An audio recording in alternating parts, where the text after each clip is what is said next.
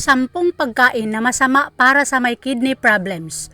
Kapag may kidney problem ka, kailangan mo na ng seryosong pagbabantay sa mga kinakain mo at iniinom.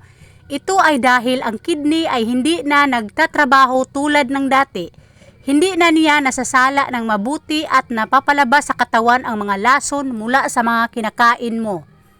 Ang resulta, ang mga lason na ito ay humahalo sa dugo na nagbibigay komplikasyon sa katawan mo.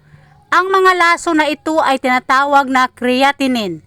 Dahil dito, kailangan mo magkaroon ng kidney-friendly diet para hindi tuluyang masira ang kidney mo at posible ma-restore o mapalakas uli ang mga ito. So, ito ang ilan sa mga pagkain na dapat mong iwasan kung may kidney problem ka. Number 1, potassium intake. Malaki ang naitutulong ng potassium sa katawan ng natin. Pero kapag may kidney problem ka, ang higit sa kailangan na potassium ay hindi na kayang ipalabas ng kidney. Ito ay maaring magdulot ng negatibong resulta sa cardiovascular system mo. Kapag hindi na gumagana ang kidney, ang potassium at phosphorus ay humahalo na sa dugo. Para maiwasan ito, kailangan mong limitahan ang sarili sa pagkain ng mga prutas at gulay na mayaman sa potassium tulad ng saging, avocado, tomato, citrus fruits, broccoli, cantaloupe at raisins. Number 2, red meat. Akala ng marami ang protein ay makukuha lang sa isda.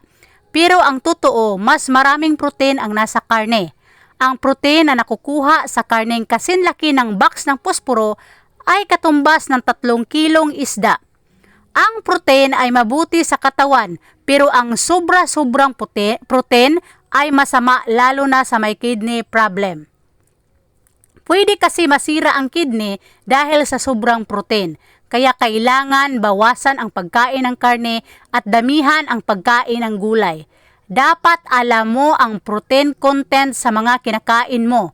Kagaya ng karne, ang protein na kailangan ng katawan mo sa loob ng 1 linggo ay makukuha mo sa karne na kasinlaki lang ng box ng posporo. Number 3, dairy products. Kailangan mo nang bawasan o limitahan ang sarili mo sa pagkain ng dairy products dahil mayaman ito sa calcium na maaring magdulot ng kidney stones. Dahil na rin hirap ang kidney na itapon ang sobrang protein sa katawan, kaya naapektuhan ang filtration process nito na nagreresulta sa pagkakaroon ng bato. Number 4, carbonated beverages. Ang mga uri ng soda gaya ng Coke at energy drinks ay isa talaga sa pangunahing dahilan o triggering factor ng kidney problem. Masarap nga lang talaga inumin kesa sa tubig. Pero sa totoo lang ay wala itong mabuting dulot sa katawan, lalo na sa kidney. Gaya ng lumang kasabihan, masarap ang bawal, kaya imbes na soft drinks, magbalik loob ka na sa pag-inom ng tubig o kaya lemon water.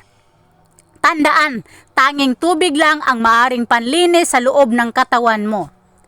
Ika-5, sobrang asin at maaalat. Natural sa ating mga Pinoy ang pagkahilig sa mga pagkaing maaalat, pero maaari rin itong makapagpalala kung may kidney problem ka. Gumamit ka ng ibang spices o herbs na pampalasa o yun walang sodium kapalit ng asin at sodium glutamate na matatagpuan naman sa bitsin at iba pang maalat na junk foods o chicheria. Number 6, iwasan ang alcohol. Ang sobrang alcohol din ay nagpapahina ng kidney kaya mahihirapan na din itong salain ang ating dugo. Kaya kung hindi mo man maiwasan agad ang alcohol, bawasan mo na lang o magdahan-dahan. Ang sobrang alcohol din ay maaring magdulot ng dehydration na may masamang epekto sa ibang organ sa ating katawan. Ang sunod, caffeine. Ang caffeine na madalas nakukuha sa kape ay may long-term effect sa ating katawan at maging dahilan ng kidney failure. Ang caffeine na nakukuha sa kape, tsaa at mga soft drinks ay unti-unting magpapahirap sa ating kidney sa pagdaan ng panahon. Naaapektuhan kasi ng caffeine ang daloy ng dugo, pinapabilis ang blood pressure kaya mahihirapan din ang kidney sa pagsala nito. Kung hindi ka mahilig sa soft drinks at tsaa pero hindi mo maiwasan magkape na parihong pinagmula ng caffeine, pwede mong subukan ang kape na may napakaliit na caffeine content. Sunod, artificial sweeteners. Ito talaga ang dapat mong iwasan. Sa pangalan pa lang artificial, ibig sabihin synthetic chemicals, hindi natural at mas lalong hindi organic. Kaya sa katagalan, maaring magdulot ng masamang resulta sa katawan, lalo na yung aspartame na maaring maging dahilan ng pagkakaroon ng kanser, atake sa puso, depresyon at iba pa.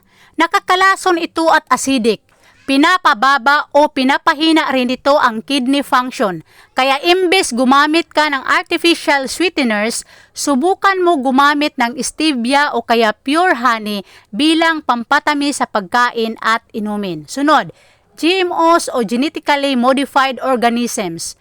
Ang mga seryosong epekto sa kalusugan ay madalas may kinalaman sa mga kinakain natin na genetically modified.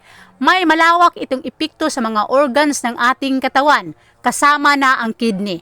Ang ilang halimbawa ng mga harmful chemicals na to ay tulad ng processed o prepackaged foods na hindi lang nakakaapekto sa kidney kundi maaari pang pagmula ng cancer. Kahit nga ilang bigas ngayon ay genetically modified. Sunod, fluids o mga likido. Kapag meron kang early stage ng chronic kidney disease o CKD, di mo naman kailangan na bawasan ang pagkonsumo ng liquid sa katawan mo. Pero kung may masamang epekto o nakakalala, kailangan mo na ring limitahan ang sarili mo mula rito. Okay, so kung nagustuhan mo ang video na ito, please paki-like, paki-share at paki-follow na rin. Thanks for watching. God bless.